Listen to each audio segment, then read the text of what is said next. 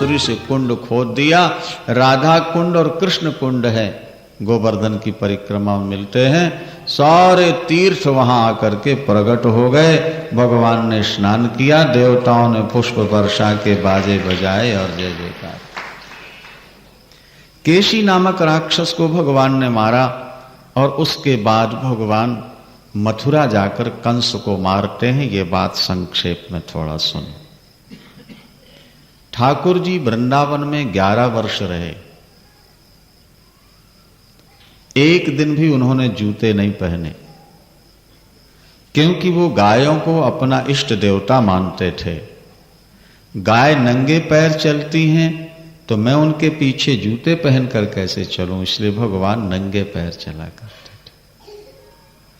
11वें वर्ष में नारद जी ने जाकर बता दिया कंस को कि कृष्ण नंद पुत्र नहीं है, ये वसुदेव पुत्र हैं। वसुदेव रातों रात वहां छोड़ आए थे। पहले तो कंस वसुदेव देवकी को मारने तैयार हुआ, फिर नारद जी ने समझाया कि इनके मारने से क्या बनेगा, मारना है तो उनको मारो जिन्होंने तुम्हारे सारे राक्षसों को मारा। केशी नाम के राक्षस को भी प्रभु ने मारा, घोड़े का रूप बना के आया था।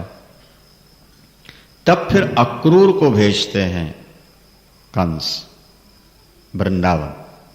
अक्रूर जब वृंदावन जा रहे थे तो रास्ते में बड़ी सुंदर कल्पनाएं करते हैं।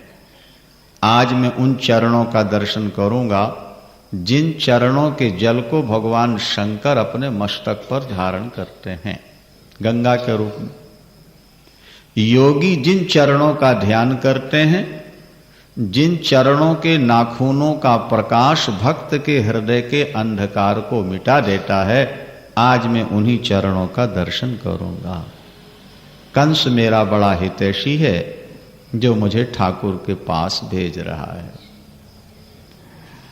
जब मैं प्रणाम करूंगा तो वो मुझको गले लगाएंगे, मेरे सिर पर हाथ रखेंगे। उस समय मेरे सारे दोष सदा के लिए मिट जाएंगे। जब पहुंचे वृंदावन के किनारे तो महाराज अभी भगवान गाय चरा के लौटे थे। नंगे पैर थे तो पैर धूली में चिन्ह बने थे। अक्रूर जी उसी में लौट गए। ये धूली धन्य है, क्या ये धूली धन्य है जहां ठाकुर के चरण पड़ गए। संत के चरण जहां पड़ जाएं वो धूली धन्य, वो जगह धन्य।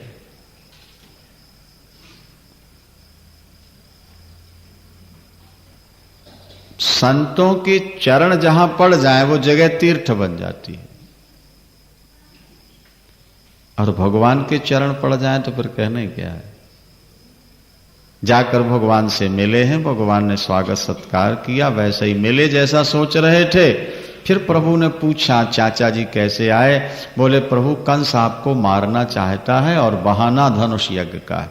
भगवान ने कहा ब्रजवासियों को नहीं बताना चाचा जी, आप तो यही कह दो कि मामा जी यज्ञ देखने बुला रहे हैं, हम चलेंगे, अब कंस को मारेंगे और पृथ्वी पर भार बहुत बढ़ गया है, उसको उतारना है। रात्रि में डिंडोरा पिट गया कि कल प्रातःकाल ठाकुर जी मथुरा जा रहे हैं। गोपांगनाओं के तो जैसे प्राण ही निकल गए हो। ग्वाल बाल बड़े खुश हैं क्योंकि वो साथ जाएंगे। प्रातःकाल जब ठाकुर जी चलने को तैयार हुए और यशोदा मैया के चरणों में जब प्रणाम किया, माता का हृदय पिघल गया, एकदम छाती से लगा के रो पड़ी। मेरे कन्हाई, मेरे बेटा, मैं तेरे वियोग में जीवित कैसे रहूंगी।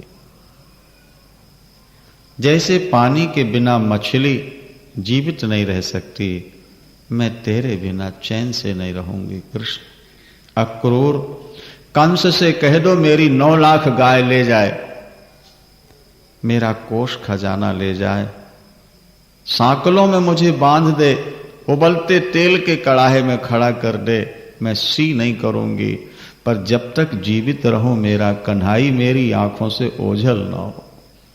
ये मेरे जिगर का टुकड़ा है, ये मेरा जीवन धन है।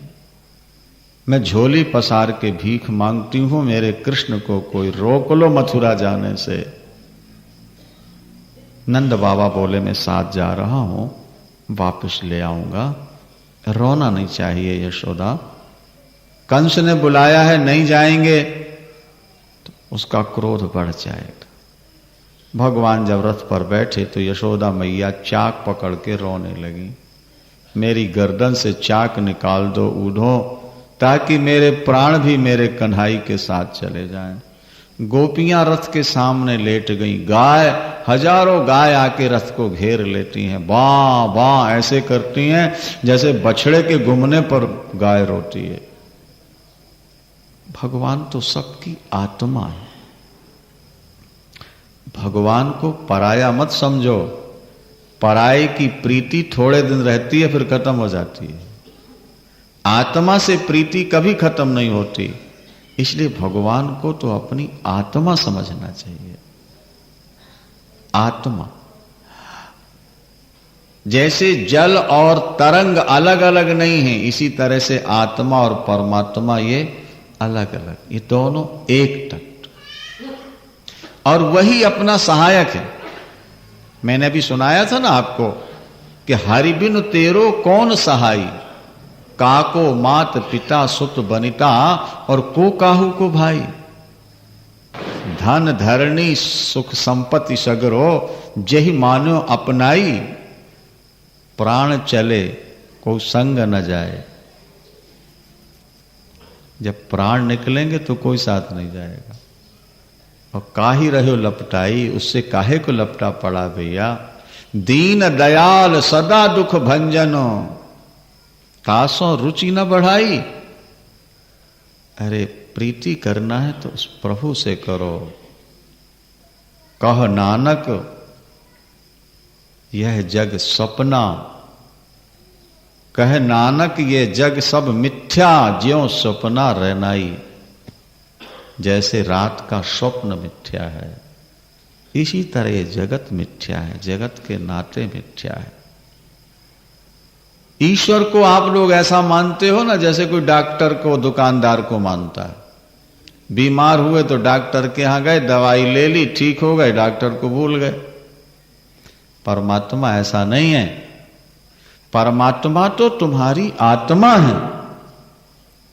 बिना परमात्मा के तुम्हारी जिंदगी नहीं है। इसलिए तुम परमात्मा को आत्मा की तरह पकड़ के रखो। कभी आत्मा को, परमात्मा को भूलो नहीं।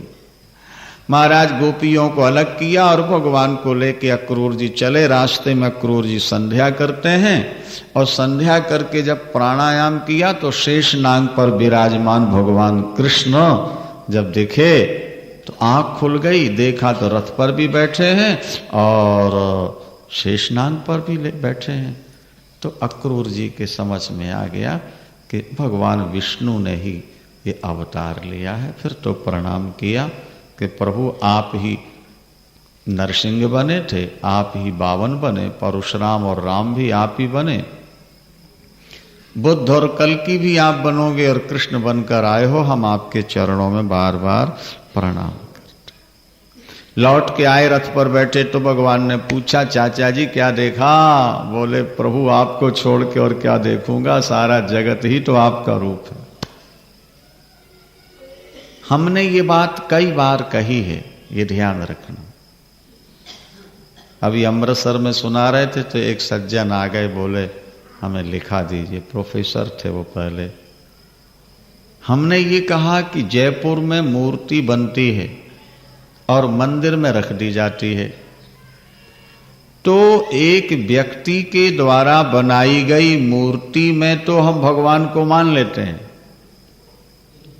लेकिन परमात्मा जो ये शरीर बना करके इनमें प्रवेश कर गया है, इनको हम परमात्मा नहीं मानते। ये देखो वेद का एक वचन है, तद सृष्ट्वा तदेवानुप्राविशत। ये वेद का मंत्र। परमात्मा ने ये शरीर बनाए और बनाकर इनके अंदर प्रवेश कर गया।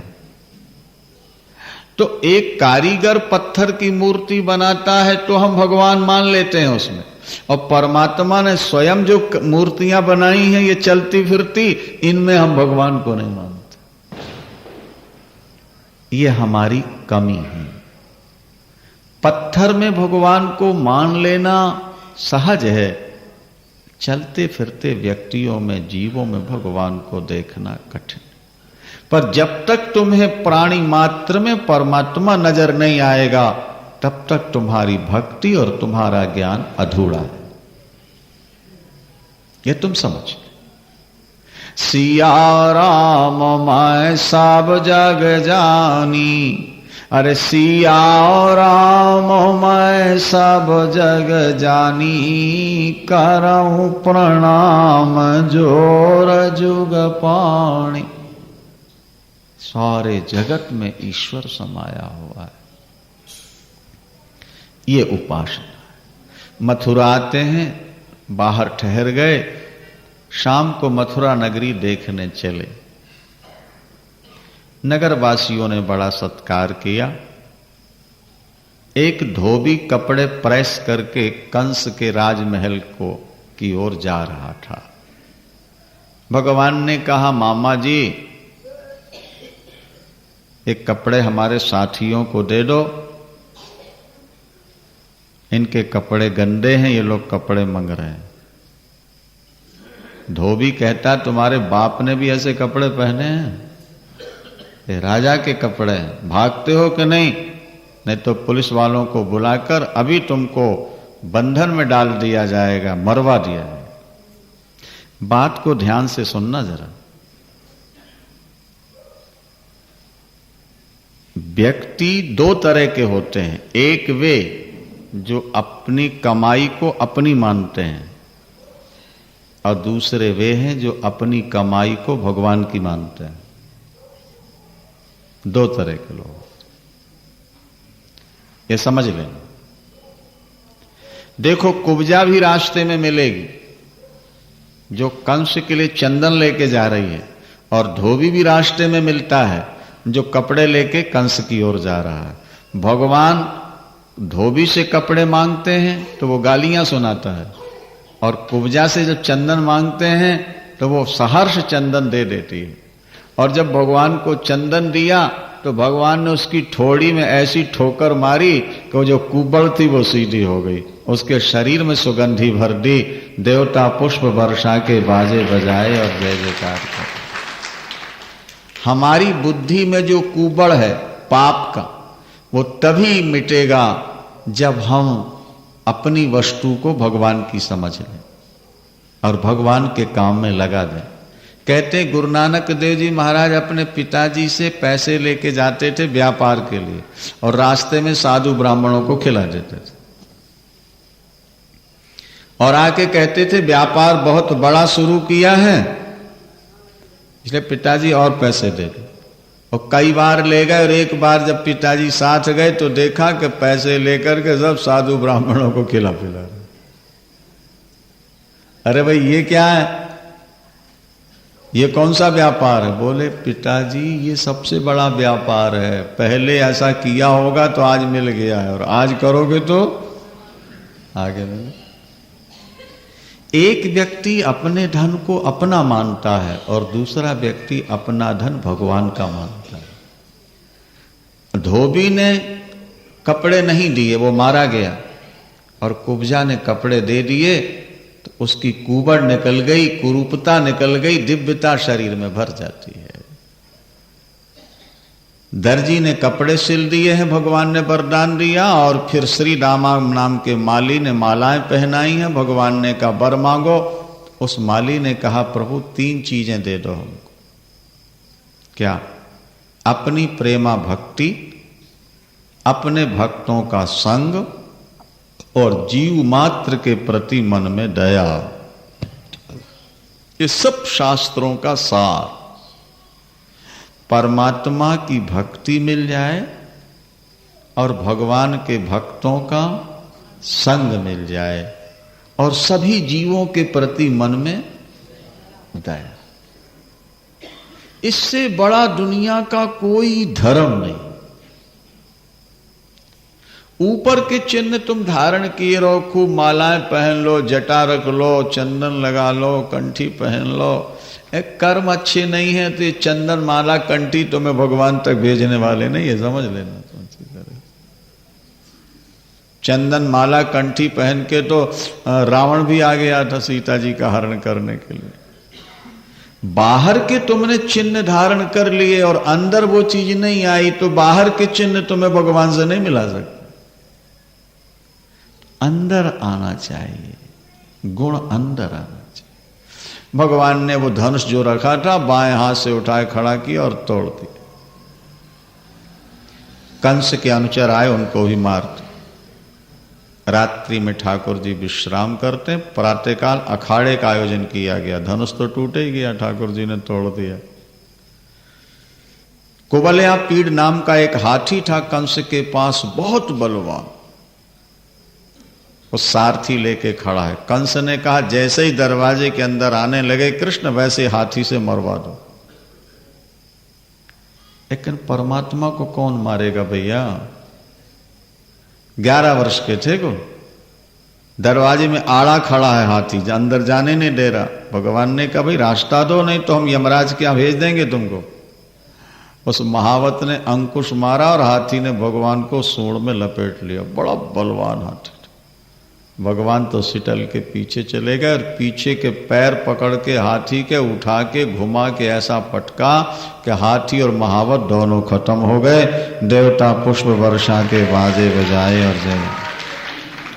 इसके बाद दोनों दांत उखाड़ लिए, एक बलराम को दिया, एक स्वयं ले लिया। और जब पहुंचे अखाड़े में तो भगवान एक, देखने वाले अनेक, पर जाकी रही भावना जैसी, अप्रभु मूरत देखी तिन तैसी। भगवान एक। कंस को मौत के रूप में दिखते हैं, पहलवानों को शूरवीर के रूप में दिखते हैं, कपटी राजाओं को साक्षात यमराज के रूप में दिखते हैं, माता पिता को पुत्र के रूप में दिखते हैं, भक्तों को भगवान के रूप में दिखते हैं, ज्ञानियों को ज्योति रूप में दिखाई देते हैं। भगवान एक, देखने वाले अनेक। जैसी भावना वैसे। अंत में मुष्टिक और चाणूर के साथ भगवान कृष्ण और बलराम की कुश्ती निश्चित होती है और भगवान ने थोड़ी देर में लड़ते लड़ते चाणूर और मुष्टिक को मार दिया। दोनों भाइयों ने, उनके भाई आए, उन्हें भी मार दिया। कंस ऊपर बैठा था, कहने लगा बंद करो ये कुश्तियां और वसुदेव देवकी को फांसी पर लटका दो, मार दो, इन दोनों छोकरों को मार दो, नंद का धन लूट लो। भगवान ने कहा मामा जी घर बुला करके हाँ मरवाना चाहे तो जरा नीचे तो आओ। बहुत डरता था वो। भगवान ने छलांग मारी, ऊपर पहुंच गया, पकड़ी चुटिया कंस की और अखाड़े में पटका और उसी के ऊपर कूद पड़े, उसका सिर फट गया। वृंदावन बिहारी लाल की। देवता पुष्प बरसाए, बाजे बजाए और जय जयकार करने लगे। वो कंस महाराज जो बहुत बलवान था, भगवान कृष्ण को लड़ना भी नहीं पड़ा, खाली उसके ऊपर कूदे और सब। भगवान ने माता पिता के बंधन खोले हैं, नाना उग्र से इनको गद्दी दी है। और माता पिता के प्रति क्या कहा प्रभु ने, जरा 1 मिनट ध्यान से सुन लो। उन्होंने कहा पिताजी, पुत्र के ऊपर माता पिता का बहुत बड़ा कर्जा होता है, ऋण होता है। माता पिता अपनी सारी जिंदगी संतान के लिए खपा देते हैं, संतान के लिए पाप करना पड़ता है, संतान के लिए झूठ बोलना पड़ता है और सारी कमाई संतान के लिए होती है। पर संतान समर्थ होकर, बेटा समर्थ होकर अगर माता पिता गुरु की सेवा नहीं करता तो मरने के बाद उसको अपना ही मांस खाना पड़ता है। गीध बनना पड़ेगा, कौवा बनना पड़ेगा, सड़ा मांस खाता रहेगा। देवता की आयु पाकर भी बेटा बाप के सेवा करके उनके ऋण से उरण नहीं हो सकता। ये आप समझ। माता पिता का बहुत बड़ा ऋण होता है संतान पर। और वेद भगवान कहते हैं जिसने माता पिता और गुरु की सेवा कर ली दरवाजे पर आए अतिथि की सेवा कर ली, वो व्यक्ति जीवन में कभी दुखी नहीं हो सकता। देवता की आयु पाकर भी बेटा बाप के सेवा करके उनके ऋण से उरण नहीं हो सकता। ये आप समझ लो। माता पिता का बहुत बड़ा ऋण होता है संतान पर, और वेद भगवान कहते हैं जिसने माता पिता और गुरु की सेवा कर ली, दरवाजे पर आए अतिथि की सेवा कर ली, वो व्यक्ति जीवन में कभी दुखी नहीं हो सकता। मातृदेवो भव, पितृदेवो भव, आचार्य देवो भव, अतिथि देवो, 4 वाक्य हैं वेद के। माता को ईश्वर मानो, पिता को ईश्वर मानो, गुरु को भगवान मानो। क्या? गुरु गोविंद एको जान, ये गुरबाणी में लिखा है। गुरु गोविंद, जो भावे सो परमान, जो चाहो प्रमाण ले लो। और अपने संस्कृत में भी यही लिखा है, गुरुर ब्रह्मा गुरुर विष्णु और गुरुर देवो महेश्वर, गुरु साक्षात परब्रह्म तस्मै श्री गुरुवे नमः। अगर कोई गुरु की भक्ति करता है तो नाक भू नहीं सिकोड़ना चाहिए। गुरु तो साक्षात भगवान का स्वरूप ही होता है। क्या समझे? हाँ, गुरु ये ना कहे कि मेरी पूजा करो, पर अगर कोई शिष्य गुरु की सेवा करे, भगवान माने, तो उसमें कोई हानि नहीं है। माता और पिता को ईश्वर मानने वाला पुत्र और गुरु को ईश्वर मानने वाला शिष्य और अतिथि को भगवान ने मानने वाला गृहस्थ, ये बेखटके वैकुंठ जाएंगे, उनको कोई रोक नहीं सकता। नाना उग्र से इनको गद्दी दे दी है, भगवान ने स्वयं गद्दी नहीं ली। और उसके बाद नंद बाबा को विदा किया। रोते रोते नंद बाबा वृंदावन प्रस्थान करते हैं। इसके बाद भगवान गुरुकुल पढ़ने जाते हैं, और कई वर्ष पहले मरा हुआ गुरु का पुत्र यमलोक से कैसे लाते हैं, और रुक्मणी मंगल ये कथा भी सुनाते हैं आपको। 2 मिनट के लिए थोड़ा विराम दे रहे हैं। अभी खन्ना जी कुछ बोलना चाहते हैं, 2 मिनट, उनकी बात आप सुन लो, आगे का प्रसंग आपको सुनाएंगे। अच्छा, बोलो वृंदावन नंदलावन बिहारी लाल की।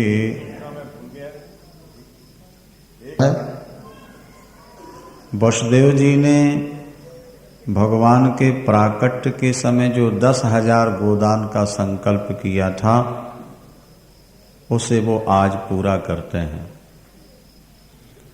गोदान के बाद यज्ञोपवीत संस्कार, फिर भगवान कृष्ण को पढ़ने के लिए गुरुकुल भेजते हैं। काशी के रहने वाले सांदीपनी गुरु उज्जैन, मध्य प्रदेश में उज्जैन महाकालेश्वर की नगरी है, अवंतिका भी कहते हैं, वहां जाते हैं भगवान कृष्ण और बलराम। वहीं सुदामा जी से उनकी भेंट हो जाती है। सुदामा चरित्र कल प्रातः काल सुन पाएंगे। 64 दिन रहकर भगवान ने विद्याध्ययन किया, 2 महीने 4 दिन। 64 प्रकार की विद्याएं शास्त्रों में लिखी हैं। एक एक विद्या को पढ़ने में 16 वर्ष का समय लगता है, लेकिन भगवान कृष्ण एक विद्या को 1 दिन में ही पढ़ लेते हैं। इस तरह 64 दिन में 64 प्रकार की विद्याएं पढ़ के जब चलने लगे तो गुरुदेव के चरणों में माथा टेका और बोले, गुरुदेव कुछ दक्षिणा ले लीजिए। जब तक दक्षिणा न दी जाए तब तक पढ़ी हुई विद्या सफल नहीं होती है, वो भूल जाती है, फल नहीं देती। गुरुदेव बड़े संतोषी ब्राह्मण थे। उन्होंने कहा, कृष्ण हम तुम्हारी सेवा से प्रसन्न हैं भैया, हमें कुछ नहीं चाहिए। गुरुदेव जब तक आप दक्षिणा नहीं लेंगे मैं वापस नहीं जाऊंगा। पत्नी से सलाह ली गुरुदेव ने, कृष्ण दक्षिणा देना चाहते हैं, क्या ले लिया जाए? पत्नी ने कहा, आपने पढ़ाया आप समझ नहीं पाए, ये नर नहीं है, ये साक्षात नारायण है। अगर आपको परीक्षा लेनी हो तो आप अपना मरा हुआ पुत्र इनसे दक्षिणा के रूप में मांग लीजिए, ये यमलोक से पुत्र लाकर दे सकेंगे। देखो भाई, तत्काल के मरे व्यक्ति को पुत्र को जिला देना तो सिद्धों का काम है, लेकिन जिसकी हड्डियों का भी पता न हो, जो 20 वर्ष पहले मर चुका हो, उसको उसी रूप में लाके खड़ा कर देना, ये इंसान का काम नहीं है, ये केवल भगवान ही कर सकता है। जब गुरुदेव ने कहा कि हमारा पुत्र प्रभाषक क्षेत्र में स्नान करने गया, डुबकी लगाई, फिर निकल नहीं सका, कृष्ण अगर दक्षिणा देनी है तो हमारा पुत्र लाके दो। भगवान कृष्ण ने चरणों में प्रणाम किया, गुरुदेव अब तभी आके इन चरणों में प्रणाम करूंगा जब आपके पुत्र को सामने लाके खड़ा कर दूंगा। वृंदावन। गुरु भक्ति बड़ी ऊंची वस्तु है।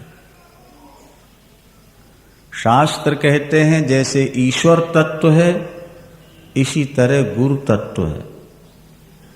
जब कोई व्यक्ति अपने गुरु पर बहुत श्रद्धा प्रकट करता है तो वो जो गुरु तत्व है व्यापक, वो गुरु के अंदर प्रवेश करके शिष्य की कामना पूर्ण करता है।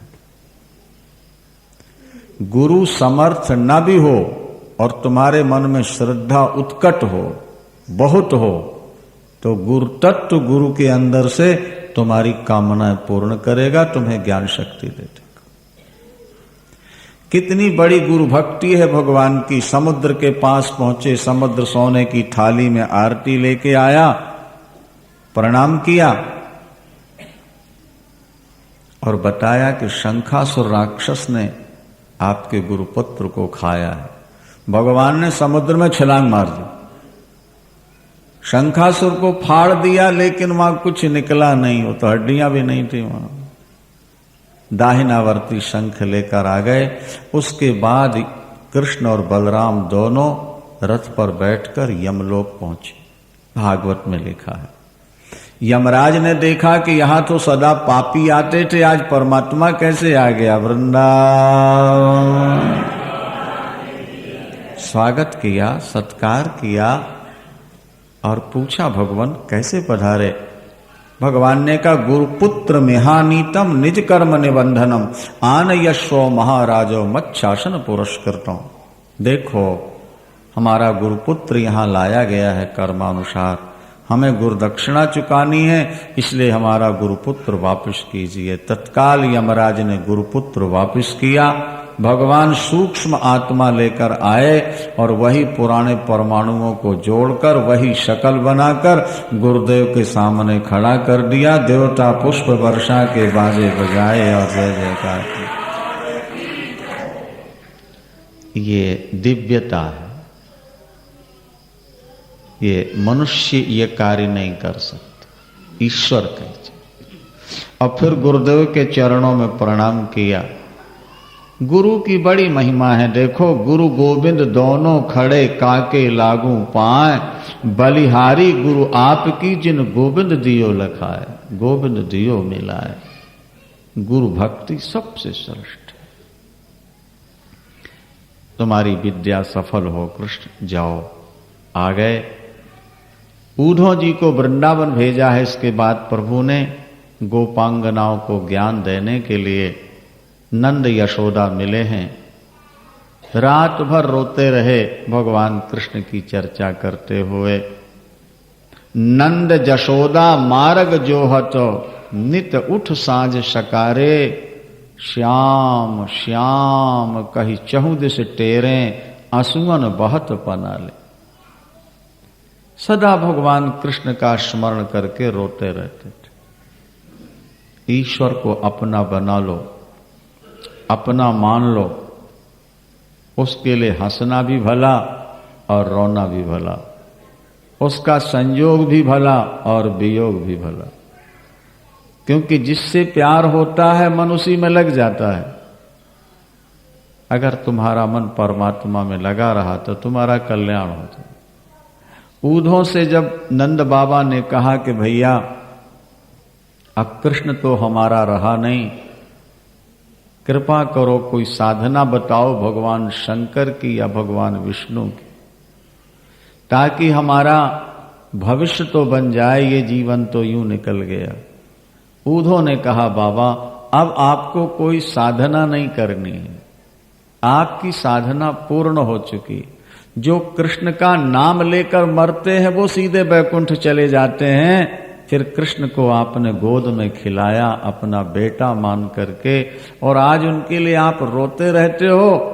आपको अब कोई भजन करने की जरूरत नहीं। जिसके हृदय में प्रभु का प्यार जाग उठा है, जो प्रभु के ही चिंतन में रो रहा है, इससे बड़ी और कोई दुनिया में उपासना नहीं होती है। देखो, भगवान को मानना एक अलग चीज है और भगवान से प्यार हो जाना एक अलग चीज होती है। ईश्वर को मानने वालों का तो यह हाल है कि मंदिर गुरुद्वारे के सामने से निकले तो सिर झुका लिया, सुबह उठे तो नहा के एक आध बत्ती दिखा दी और 2-4 मिनट अपने भजन कर। ये तो ईश्वर को मानने वालों का हाल होता है। लेकिन ईश्वर से जिनका प्यार हो जाता है उनकी स्थिति ये होती है कि जैसे मछली 1 मिनट के लिए भी पानी से अलग नहीं होती, इसी तरह उन साधकों का, ज्ञानियों का, भक्तों का मन 1 मिनट के लिए भी भगवान से अलग नहीं होता। वो प्रेम कहलाता है। और साधन करते करते प्रेम मिलता है। अब प्रेम मिल जाए तो जिंदगी में आनंद आ जाता है। संसार में वो आनंद आपको कभी मिलेगा ही नहीं जो उपासना से। और सार समझा दूं क्योंकि टाइम थोड़ा है। जब ऊधों ने गोपियों से कहा कि अब तुम हमारी बात सुनो, योगाभ्यास करो, कृष्ण से नाता तोड़ दो, तो गोपियों ने कहा ऊधों अब जोग के जोग ही नहीं रह गई हो। हमारा तो एक ही मन था, वो कृष्ण ले गए। अगर अनेक मन होते तो हम दूसरी साधनाएं करते। एक मन था, मनमोहन के पास चला गया। तुम कहते हो कृष्ण से प्रीति छोड़ दो, हम तो दोबारा जन्म लेंगी तब भी प्रीति नहीं छोड़ पाएंगे। हमारे प्रेम की परीक्षा लेनी हो ऊधों तो एक काम करो, हमारे शरीर की चमड़ी नोच करके ढोलक बना लो, ढोलक मढ़ लो और बजाओगे तो केवल कृष्ण कृष्ण नाम ही निकले। हमारे शरीर की नसों के तार बना लो, हड्डियों की बीणा बना के बजाओ तो कृष्ण कृष्ण ही निकलेगा। गोपांगना का शरीर छूट जाए, प्राण निकल जाए, गोपांगना को जलाओ चिता में, और जहां उसे जलाया वहां कोई पेड़ लगा दो, पौधा लगा दो, और थोड़े दिन के बाद पत्ते पत्ते में, उस पौधे के पत्ते पत्ते में कान लगा करके आप सुनोगे तो केवल कृष्ण कृष्ण नाम ही निकलेगा, दूसरा नाम नहीं। ये जीवन हम ईश्वर को दे चुके। अब हम मन हटाना भी चाहे तो नहीं हटा। 6 महीने तक ऊधों वृंदावन में रहे, भागवत में लिखा, लेकिन एक दिन भी किसी गोपांगना से घर की बात नहीं सुनी।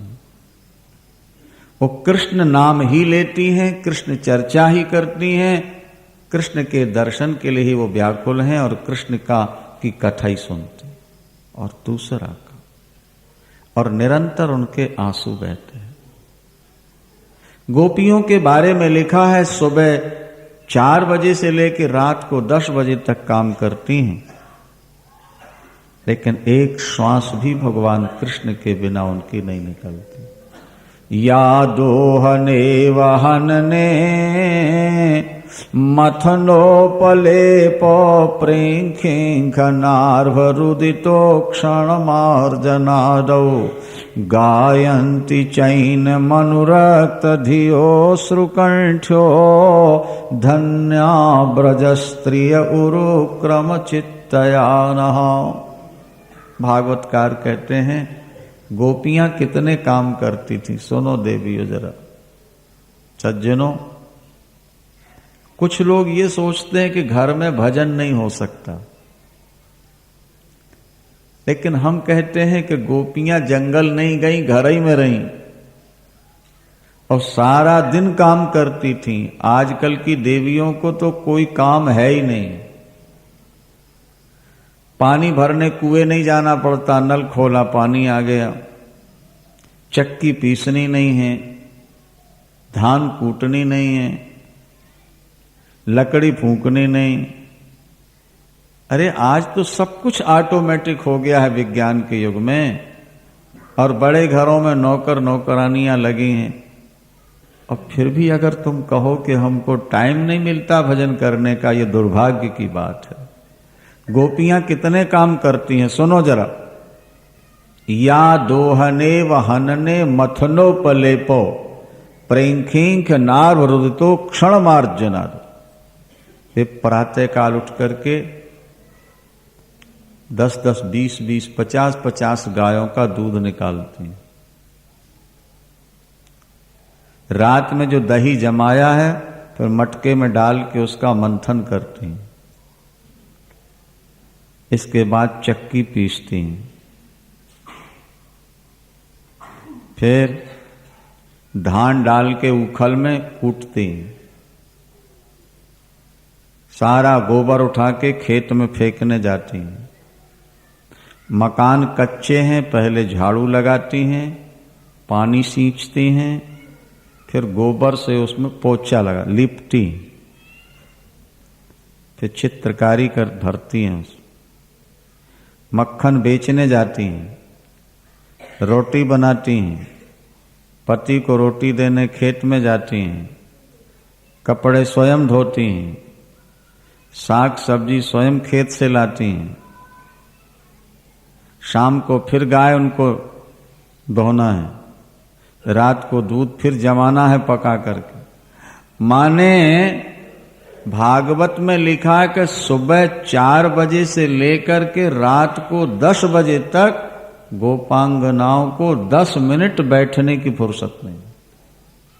लेकिन इसके बाद भी गोपांगनाओं की एक श्वास कृष्ण के बिना नहीं निकलती थी, और उनकी आंखों में सदा आंसू भरे रहते थे।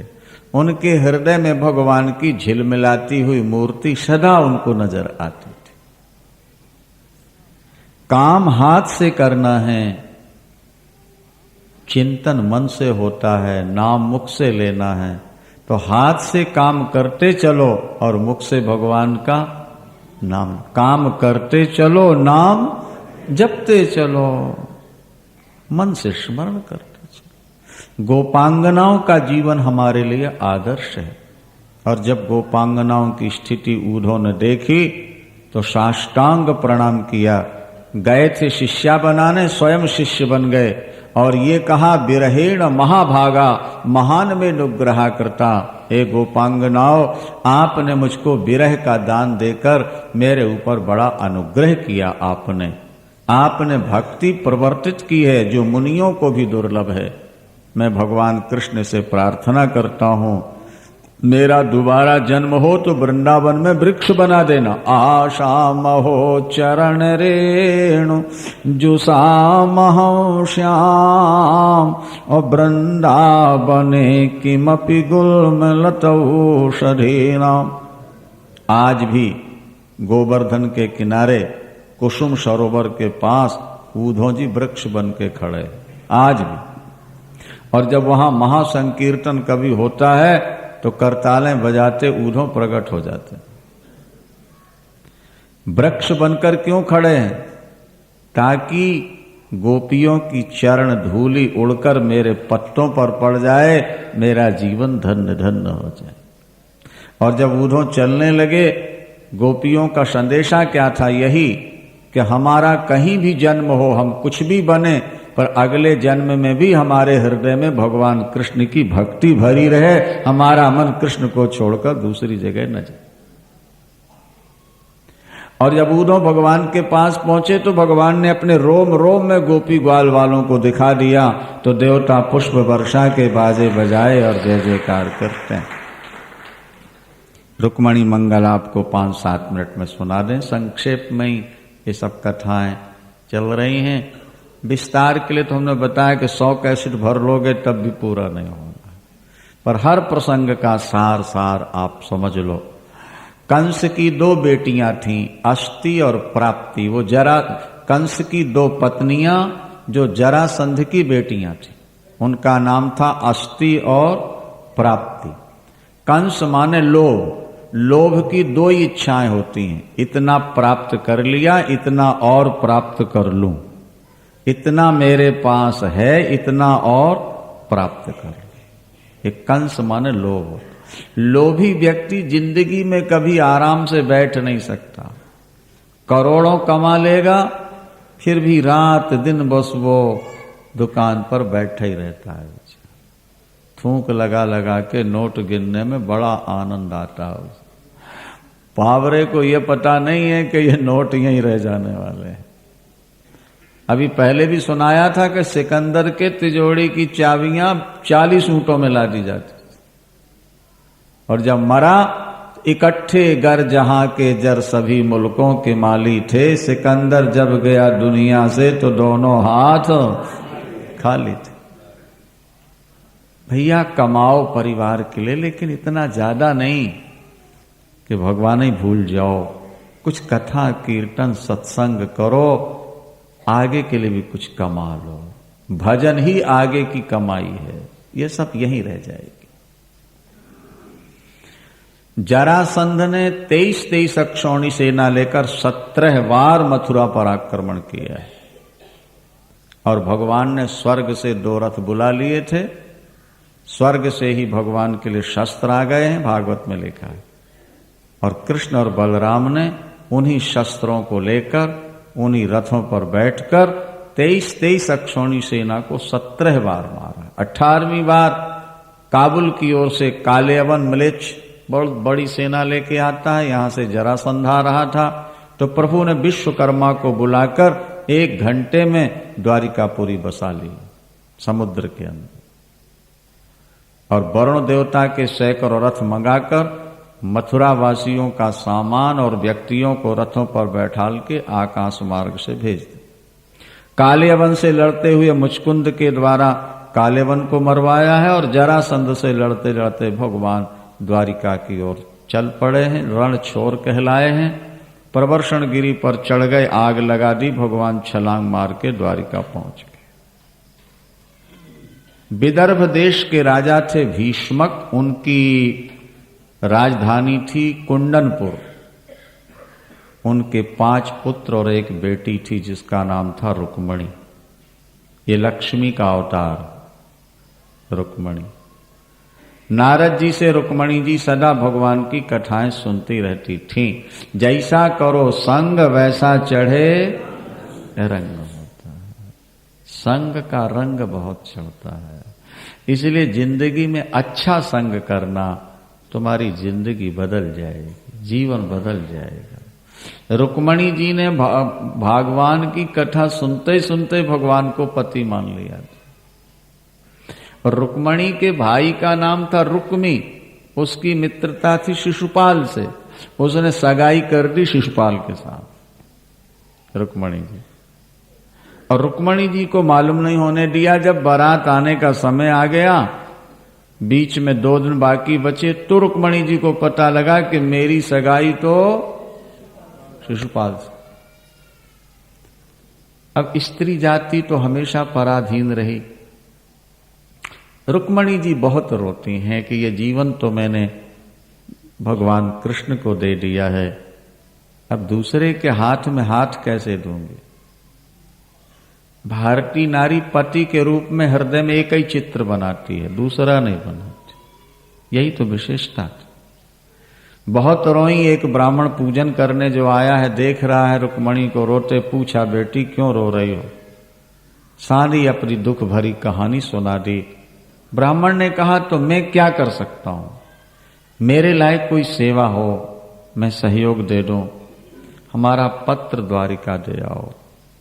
ब्राह्मण पत्र लेकर द्वारिका चल पड़ता है। यद्यपि रुक्मी ने चारों तरफ व्यवस्था की हुई थी नगर के बाहर, कोई जाए नहीं, कोई आए नहीं, पर ब्राह्मण तो कैसे जुक्ति से निकल गया। और जब द्वारिका पहुंचा और भगवान ने पत्र पढ़ा तो उसमें लिखा था कि नारद से कथा सुन के ये जीवन आपको दे दिया है, ये शरीर आपका है, इसकी संभाल आपको करनी है। ऐसा ना हो कि सिंह का हिस्सा कोई गीदड़ उठा के ले जाए। मेरा भाई तो मानता नहीं, पर शादी तो मेरे साथ होनी है। मैं दुर्गा पूजन के लिए आऊंगी, आप वहीं मिलिए और मुझे ले जाइए। और यदि आप नहीं आए तो चाहे सैकड़ों जन्म बीत जाएं, तप कर करके मरती रहूंगी और आपको पति के रूप में पाने के लिए भगवती दुर्गा से प्रार्थना करती रहूंगी। हमने कहा ना कि जीव का संकल्प दृढ़ हो तो भगवान की सिंहासन हिल जाती है। जीव थोड़ी देर तो भजन की बात सोचता, फिर संसार की सोचने लगता है। संकल्प एक नहीं रहता, इसलिए भगवान आते नहीं। महाराज रुक्मणी का संकल्प दृढ़ था, इसलिए भगवान रातों रात चल करके कुंडनपुर आ गए। ब्राह्मण पहुंचा, रुक्मणी जी दौड़ी, ब्राह्मण को प्रणाम किया, महाराज पत्र दे आए। महाराज ने कहा भगवान को साथ ले आए। बोलो वृंदावन। अब एक और शिशुपाल आ गया शेरा बांध करके, तो यहां भगवान कृष्ण। अब बड़ी समस्या, नगर के लोग कहते हैं कि शिशुपाल तो राक्षस है, ये हमारी बेटी के लायक नहीं है। हमारा सारा पुण्य रुक्मणी को मिले और रुक्मणी को कृष्ण मिल जाए, हमारा जीवन धन्य होगा, क्योंकि ससुराल कभी आएंगे तो हमें दर्शन तो होता रहेगा। रुक्मणी जी दुर्गा पूजन के लिए निकलती हैं नंगे पैर, और जब अंदर जाके पूजा की और पूजा करके वरदान मांगा कि भगवान कृष्ण हमारे पति बने, तत्काल आशीर्वाद मिल गया, जाओ कृष्ण तुम्हारे पति बनेंगे। बाहर निकली, भगवान खड़े थे, रुक्मणी का हाथ पकड़ के रथ पर बैठाला चल पड़े। देवता पुष्प वर्षा के बाजे बजाए और जय जयकार करते हैं।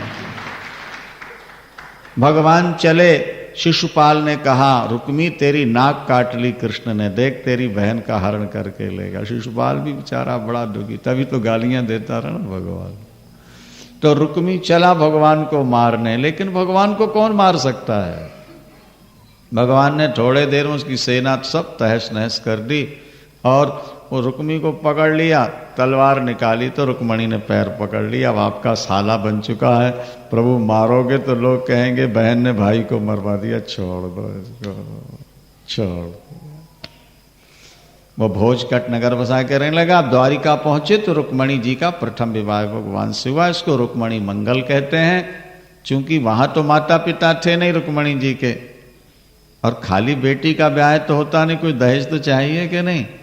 तो वहां के द्वारिकावासी ही रुक्मणी पक्ष में हो गए और बहुत कुछ हीरे मोती सोना चांदी वस्त्र रुक्मणी के दहेज के लिए एकत्र किया है। और जब लावा फेरे का समय आया तो महाराज सब देवता पुष्प वर्षा के बाजे बजाते जय जयकार करते हैं।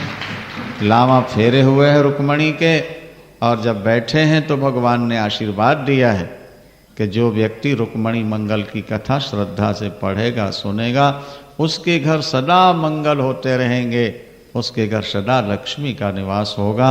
आप सबको बहुत बहुत बधाई है। इसके बाद आरती होगी, जैसा अभी सोमनाथ जी ने कहा कि आप लोग उसी स्वर में आरती करेंगे।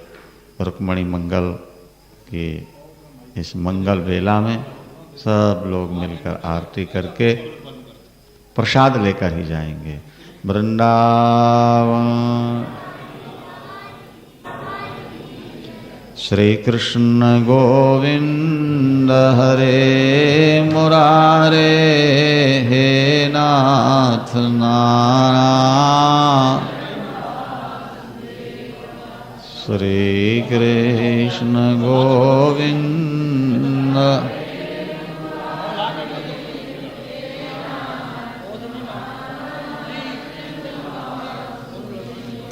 श्री कृष्ण गोविंद।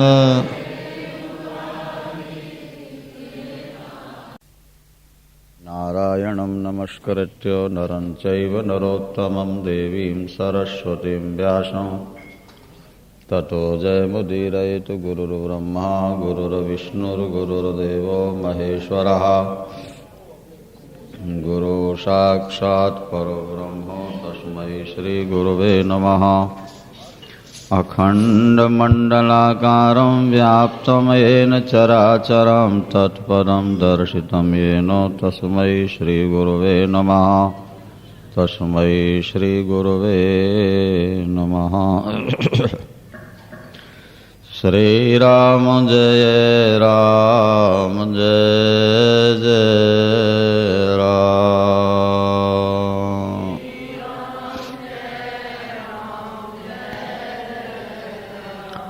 श्रीराम जय राम जय जय राम।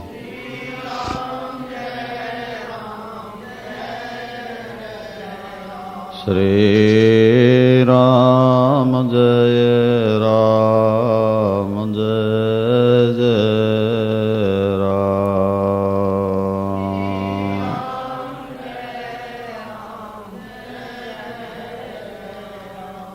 धर्म की अधर्म का प्राणियों में विश्व का गोहत्या गौ माता की हर श्री बांके बिहारी लाल की।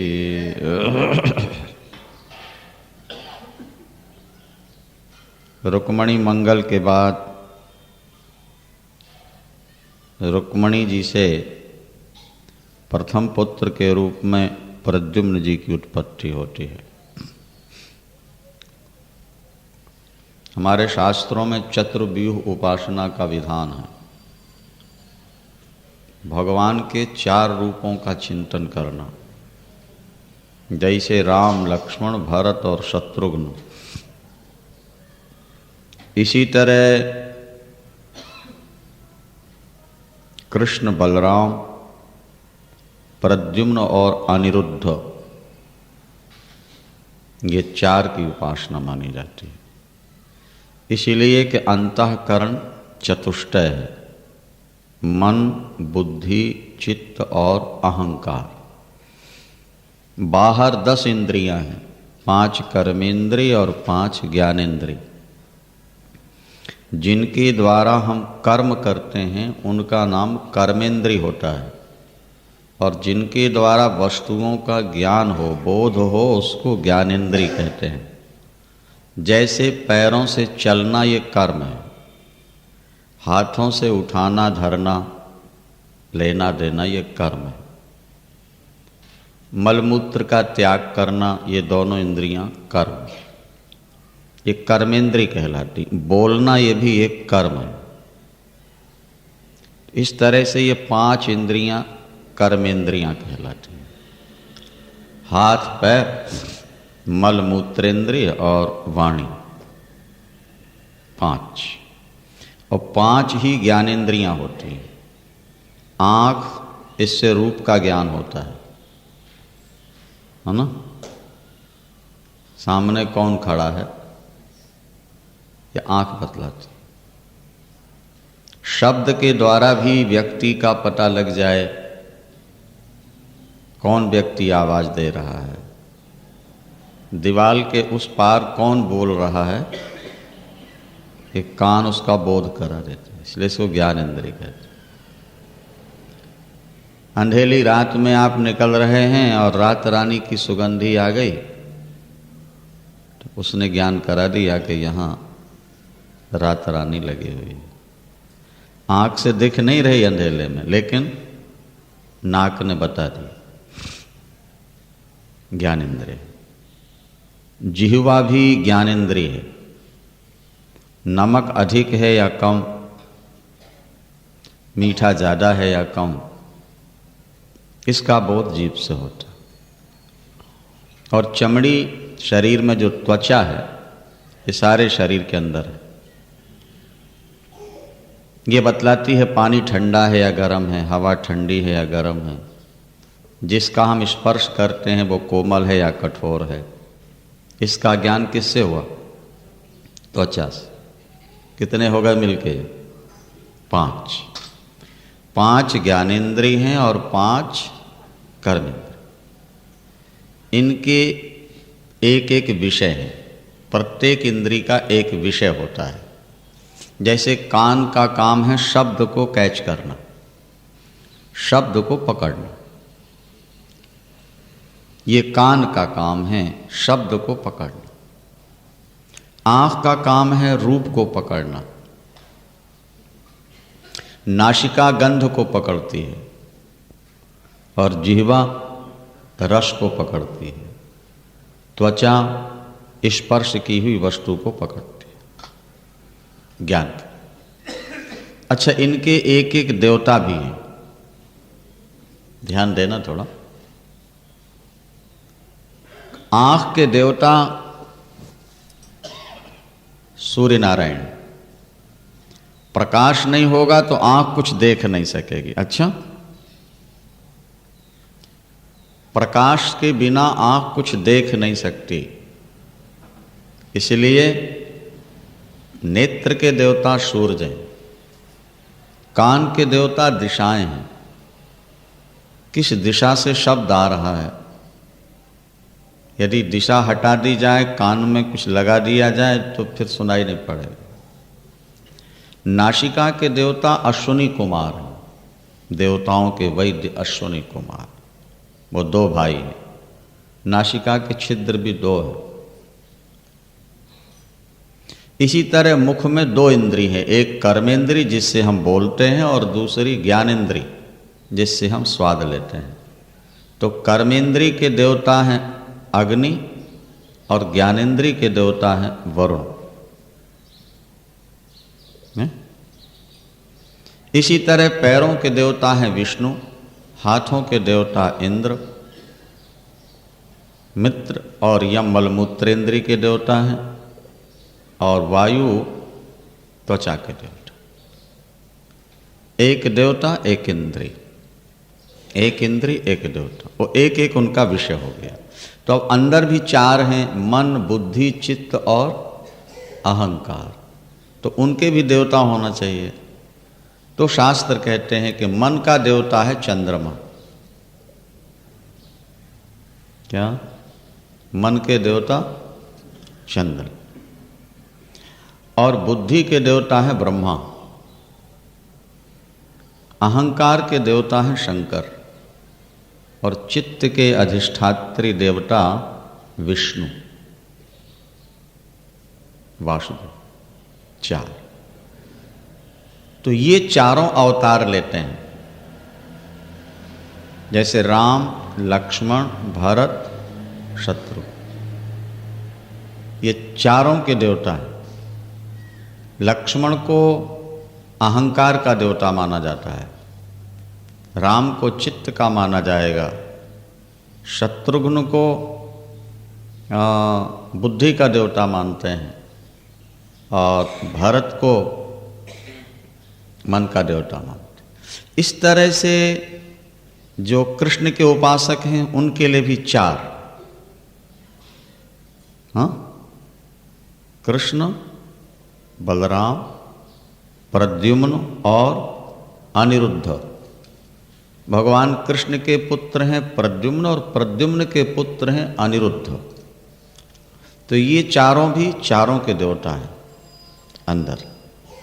इन चारों का चिंतन करने से अंतःकरण अपने वश में होता है, शुद्ध हुआ करता है, निर्मल होता है। और अंतःकरण अगर वश में रहे नहीं भाई, अगर स्टीयरिंग और ब्रेक ठीक है और ड्राइवर होश हवास में है तो गाड़ी जल्दी गड्ढे में नहीं गिरती है। बोलो वृंदावन। या तो स्टीयरिंग फेल हो जाए, ब्रेक फेल हो जाए, या ड्राइवर सो जाए, तभी खतरा होता है ना। तो मन, बुद्धि, चित्त, अहंकार के देवताओं का जब आप चिंतन करोगे तो वे चारों में बस में होंगे आप।